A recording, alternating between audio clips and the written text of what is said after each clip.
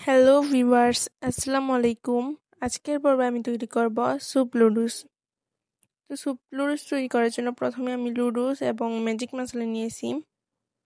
এখানে আমি বেগুন এবং আলু কেটে রেখে দিব, পানিতে কিছুক্ষণের জন্য ভিজিয়ে রাখবো। এখানে দিয়ে দিব পেঁয়াজ,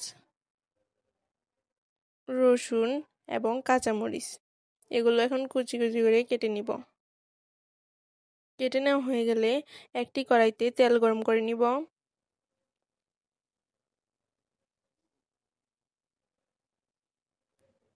তেল গরম হওয়া পর্যন্ত অপেক্ষা করব।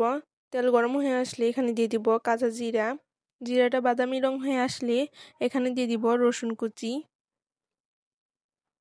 রসুন কুচি দিয়ে কিছুক্ষণ নেড়ে চেড়ে নিব রসুনটা বাদামি রং হওয়া পর্যন্ত।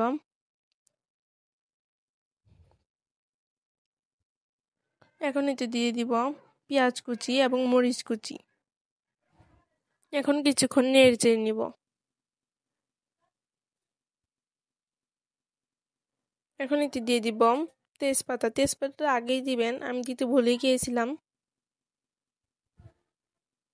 এখন দিয়ে দিব জিরা বাটা, ধনিয়া গুঁড়ো, হলুদ গুঁড়ো এবং মরিচের গুঁড়ো। এখন দিয়ে দিব চাট মশলা,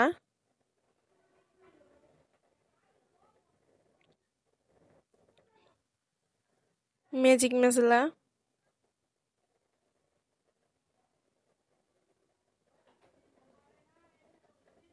এখন কিছুক্ষণ নেড়ে চেড়ে কষিয়ে নিব।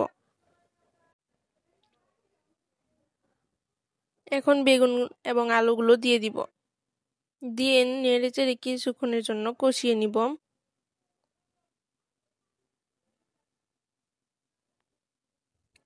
আর কষানো হয়ে গেলে এখন দিয়ে দেব পানি। এখানে একটি বাটিতে কর্নফ্লাওয়ার গুলে নিব।